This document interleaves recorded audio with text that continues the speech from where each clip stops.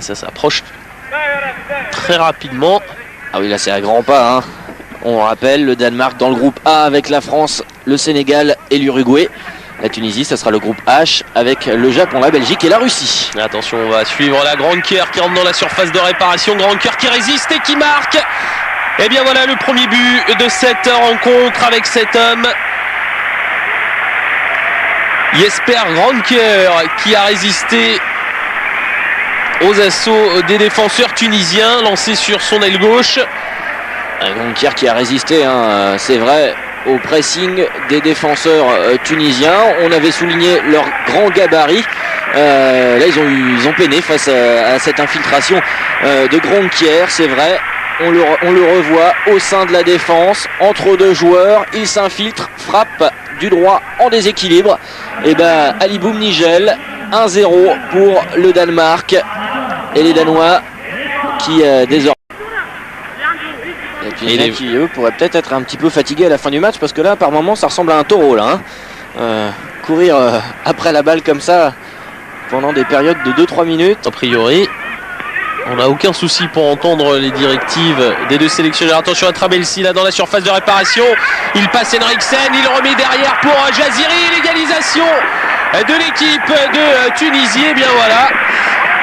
Alors on disait un petit peu que le Danemark se promenait dans cette rencontre. C'est le moment choisi par Ziad Jaziri pour égaliser dans cette rencontre.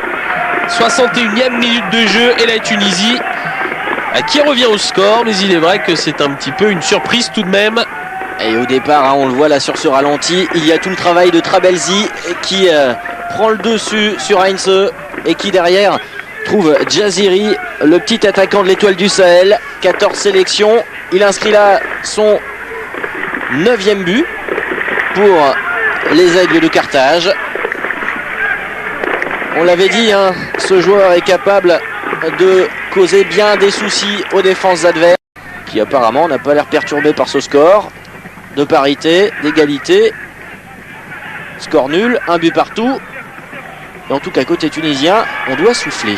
Ouais, Granker, le centre pour la tête d'Ebessand. Eh bien voilà, ils avaient raison de ne pas trop s'inquiéter les Danois, puisque Ebessand vient de redonner l'avantage aux joueurs de Morten Olsen. Sur ce centre de Jesper Granker, eh bien lui il avait été buteur sur le premier but, il est passeur cette fois sur le deuxième. Passeur pour cet homme, Ebessand qui redonne l'avantage au Danemark, 2-1. Et c'est vrai, et centre à direction d'Ebessand, Ebessand qui pour l'instant n'était pas parvenu à prendre l'avantage sur les grands défenseurs tunisiens. Il arrive là de la tête, très bonne reprise face à Gapsi. Apparemment Badra n'était pas au marquage. Résultat, Ebessand ne laisse pas passer l'occasion. Il ne faut pas